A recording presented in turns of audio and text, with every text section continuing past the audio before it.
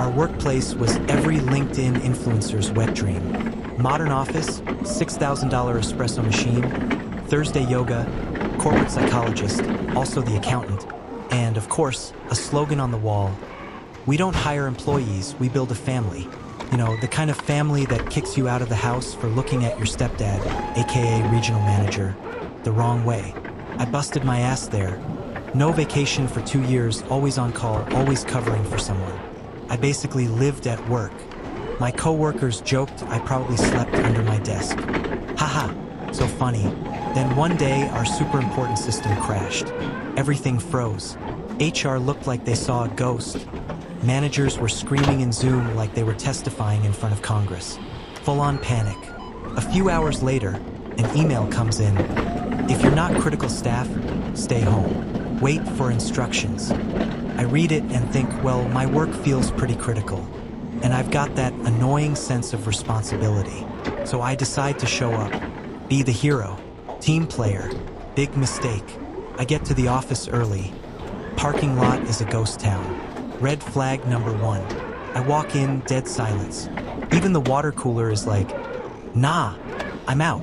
The security guard gives me a wave like I'm delivering Uber Eats. But I stay calm. Sit down, boot up my computer. Wait, and then enters my manager, Mr. Corporate Discipline himself, with the face of a man who just found a raccoon in his jacuzzi. "What are you doing here?" He barks. "Working." I say, confused why that needs clarification. "We said not to come in. This is a violation. This is sabotage."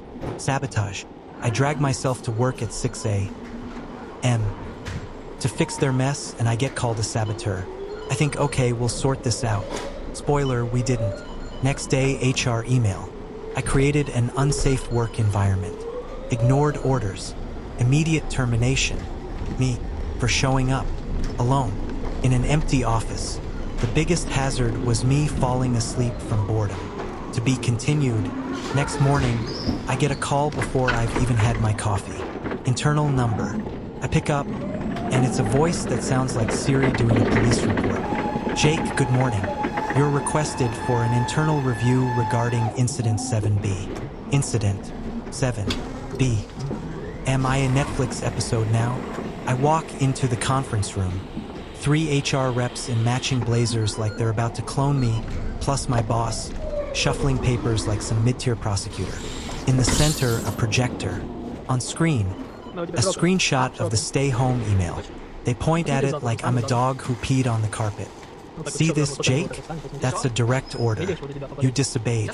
May I ask, how exactly did I endanger anyone when I was completely alone?" They glance at each other. Then one HR rep delivers the line of the century. "Your example could have inspired others to make unsafe decisions. So now I'm a biohazard, a motivational contagion, a one-man threat to workplace safety, with a thermos and Outlook access." I try to explain I was trying to help. No bad intentions. Just thought it was the right thing to do. My boss leans in with a smug smile. "Jake, this isn't about you. It's about the rules. And the rules matter most." I sat there, listening to my career get rolled up like an old yoga mat, and thought, if I really wanted sabotage, I'd have brought a bomb, not my laptop. Walked out of that room like I just finished a police interrogation. No strength, no hope, and strangely, no anger. Yet, to be continued. Work somewhere for 5 years and you start to think people know you, that you're part of something, that coworkers are more than Zoom heads. But once you're tossed overboard, it's like you never existed. I messaged a couple people to say I'd been let go. Not a single reply. The guy who used to send me memes daily removed me from Slack like I was malware. Only one person, a quiet girl from back office who always lunched alone, DM'd me. "Heard they made you a precedent, like a warning for others." So I'm not a person anymore. I'm a fable. Disobey and you'll end up like Jake. Show up and you'll disappear. Next day, all my logins were shut down. Badge deactivated. Building access revoked. But thanks to a glitch, I was still in the company group chat. While I'm digesting the fact that I got fired for working, they're discussing costume day and donut orders. That's when the anger finally hit. Not because I got canned, but because of that cowardly silence. The way people just forget you. To be continued, I decided to fight. I wasn't a thief, a slacker, or a liability. I just showed up. Naive? Sure, but not wrong.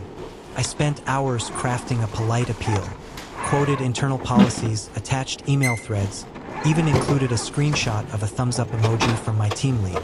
Vague, but supportive. Sent it. Waited. 3 days later, a reply. Your appeal has been denied. No further reviews will be conducted. No explanation. No name. Just a system message from the corporate overlords. I called HR. The same rep answered, the one who said I was an inspirational threat. I asked, can you explain what exactly justified this decision? She said, Jake, sometimes it's not what you did, but how it's perceived. We have to consider optics. Optics. I was fired over vibes. I asked for a copy of the investigation report.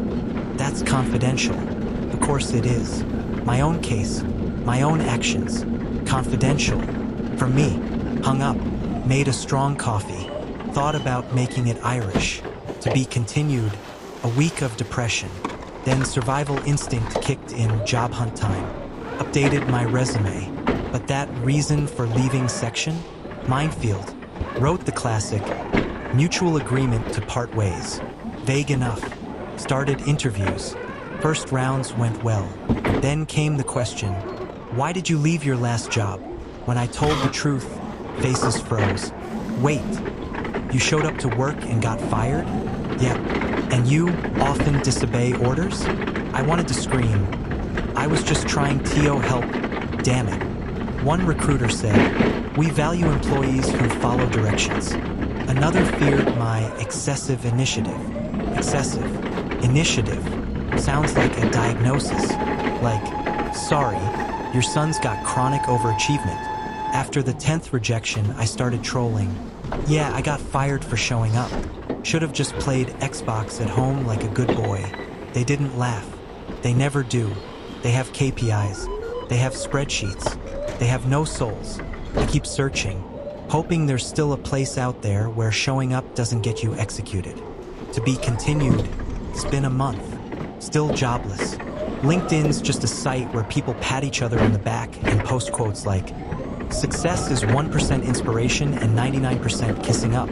I sit at home in stained sweatpants, eating instant noodles, thinking about that remote work email. Not because I'd stay home if I could redo it. I'd just take a damn vacation. Go to the woods. Or a bar. Or both. Getting fired opened my eyes. I saw how quickly the corporate machine tosses you out, no matter how hard you paddled. They don't care who you were. They just want you to not stand out. Don't be honest. Don't help. Just function quietly, obediently. And the saddest part?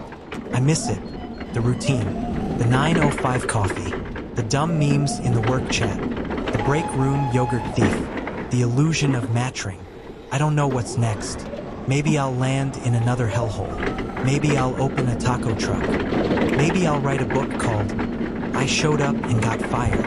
But one thing I know, if they ever tell me not to come in again, I won't. Not out of fear, but because now I get it. You're not a hero for saving a sinking ship that's throwing you overboard.